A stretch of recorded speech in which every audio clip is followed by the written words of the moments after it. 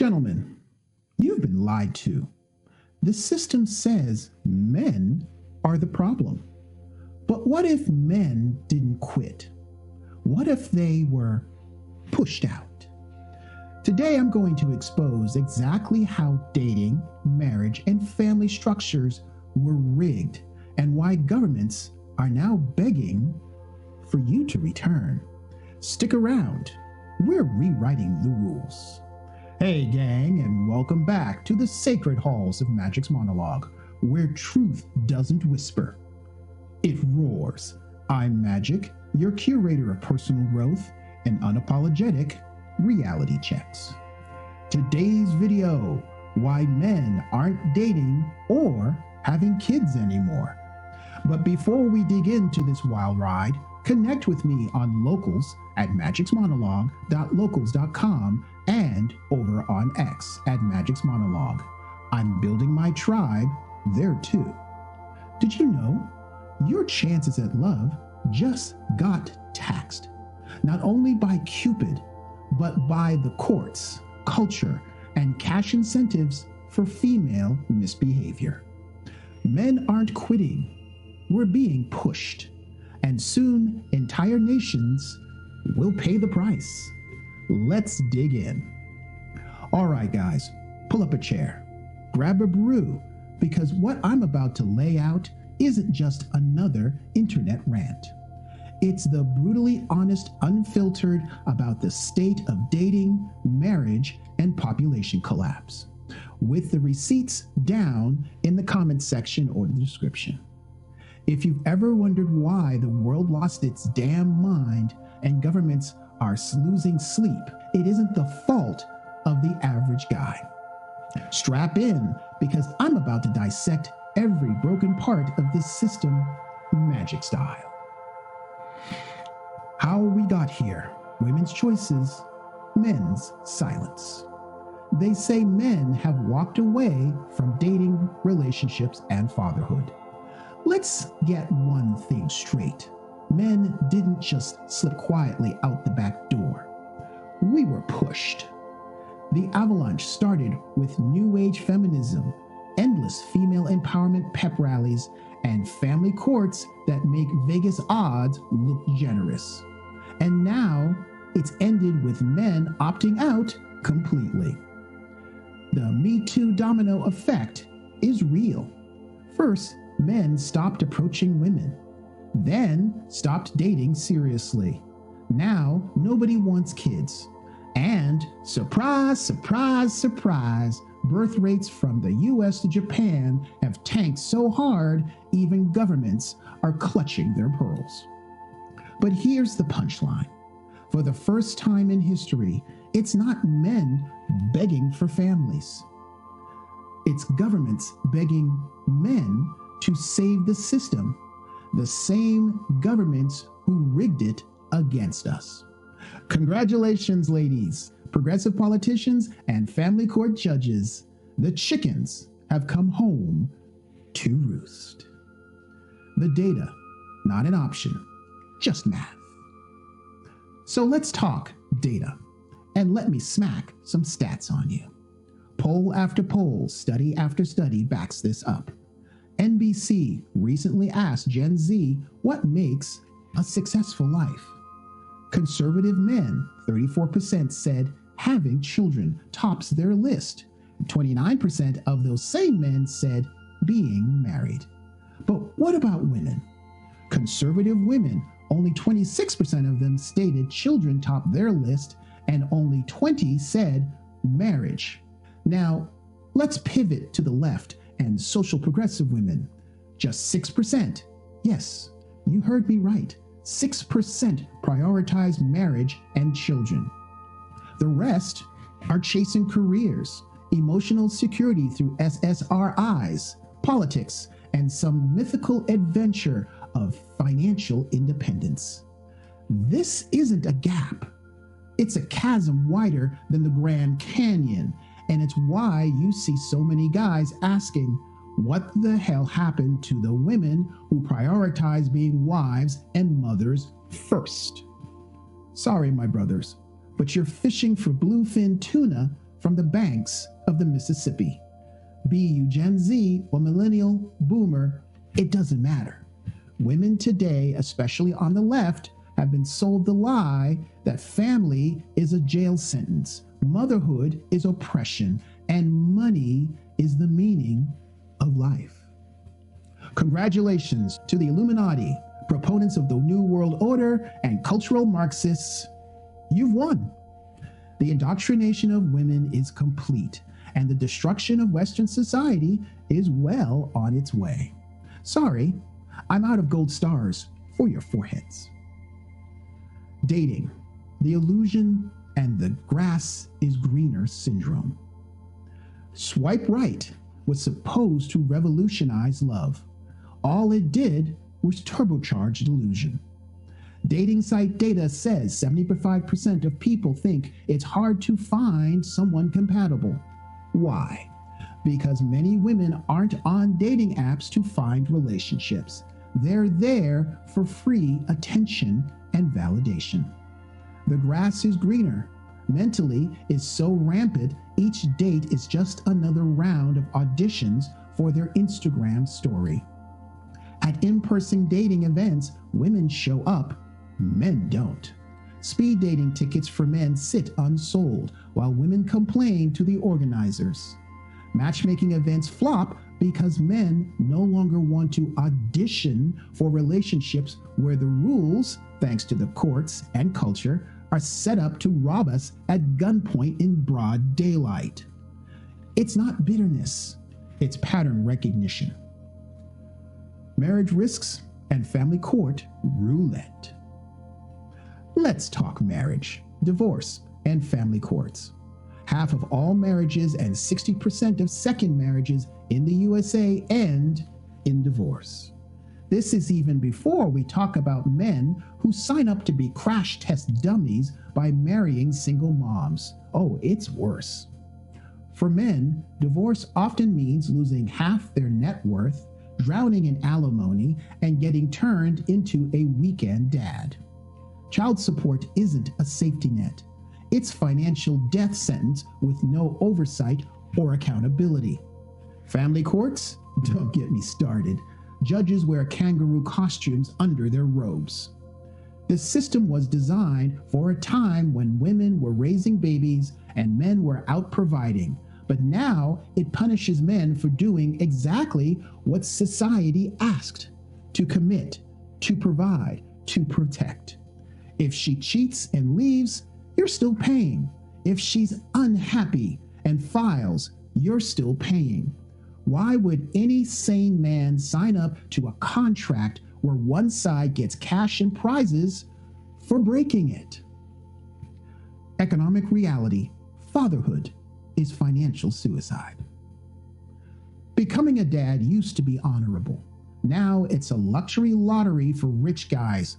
Raising a kid to age 17 costs over $300,000, and that is before college. Childcare tops rent and groceries in all 50 states. Since the 1960s, home prices are up over 120%, wages only up 29%. Forget building a legacy. Most guys can't afford a starter home, let alone a multi-kid household.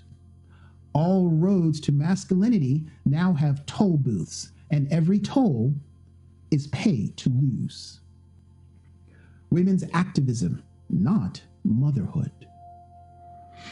And what are women doing instead? Protesting.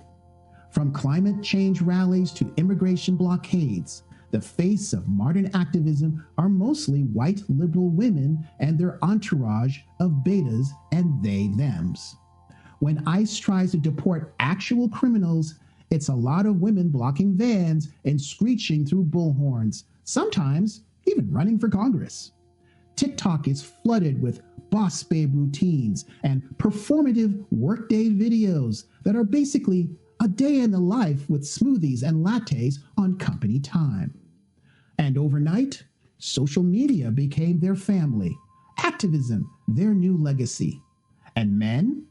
We're supposed to just stand by and clap. Feminism 1. Women are independent. alone. Here's what no politician admits. Feminist indoctrination worked. 65% of women now vote far left. They put family and children last. That's not an exaggeration. That's hard data. They climbed the political ladder, took over university departments, flooded HR departments, and left men behind as ghosts of old America. Now, we men are called misogynists, not good enough, toxic. But look at any data set, men want family and want kids. Men aren't the ones running away from marriage. We were shoved out by the system engineered to strip away our incentives. Government solutions. Money is not enough. Despite governments are panicking, Taiwan, $3 billion on family incentives, yet the population is still flat.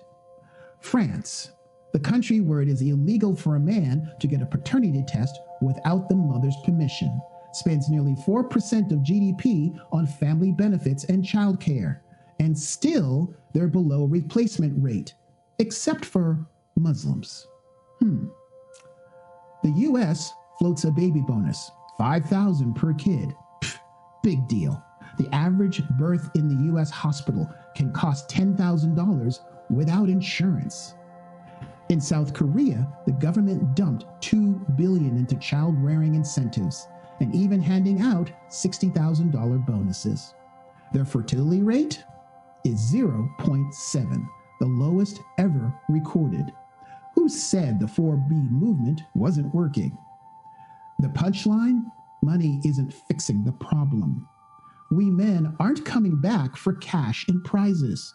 We want respect, trust, accountability, and fair play, none of which governments or women are currently offering. The fallout: ghost towns, graying nations, and collapsing systems. So what happens next? Entire nations are shriveling up. South Korea is closing schools and towns are going dark. Japan sells more adult diapers than baby diapers. In the US, by 2035, there will be more 65-plus geriatrics than minors. Social Security's pay-in ratio plummets from 6 workers per retiree down to just 2. Military enlistment quotas can't be met, and every system built by men for families will collapse. Across Europe, fertility rates are at all-time lows. Italy declared a national emergency. Spain and Portugal hover at 1.3 children per woman, way below the 2.1 needed for replacement levels, or as we say, sustainability. At these levels, societies don't just shrink, they collapse. Why should men save what we didn't break? Now, the same institutions that hammered men flat are asking us to fix what they broke. But ask yourself, why should we men burn our lives down to save a failing system? When the last time any woman, judge, HR director, or progressive politician gave a damn about men's outcomes?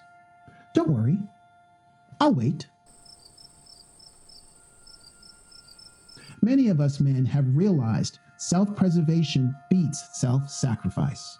For a society that treats us like useful idiots, finally, we are choosing ourselves. Lessons and takeaways. Redefining success. So what's the move? Here's what you can and should take away. Reject guilt trips. Don't believe the just pick better or not all women apologists. Stats say women have checked out of marriage, motherhood, and commitment and into life choices like being an OF girl, ought to be only fools, and it's not your fault. Play defense. Prioritize your financial health, trusts and LLCs, mental health, and emotional safety. Family court isn't changing for you. The 50-50 custody rule change in Kentucky is a good start, and divorce is down by 25% in that state. Yet, more needs to be done. Find real community, build networks outside romantic relationships, friends, hobbies, like-minded men. Those matter now more than ever. Control your story. Don't play the villain at someone else's pity party. Want kids, a wife, legacy? Refuse to settle for less than rational and reasonable standards and walk away when it's clearly a raw deal. Stay informed. Know the data. Don't let online mobs gaslight you. Men are not the problem. We didn't change the rules nor the millennium-old contract between men and women. Governments are about as effective as a screen door on a submarine. The cash incentives don't touch the real issues. Politicians are panicking like the lifeguard in an Olympic-sized pool, watching adults drown and wondering why they don't know how to swim. Feminist indoctrination worked way too well. Women were told, "You go, girl. You don't need no man. You don't need a family." And the joke is, they're alone, protesting, yelling at vans, and voting for policies that make family life even worse. Family courts deserve a standing ovation for their role as relationship demolition experts. Women's political choices set the entire system on fire, then blame men for not putting it out or calling 911. Boss babe are racking up homeownership, usually through divorce, and career points, while the rest of society wonders why nobody wants babies or stability. My brothers, you don't owe anyone self-destruction. Stepping back is not weakness. It's the single bravest act of self-respect.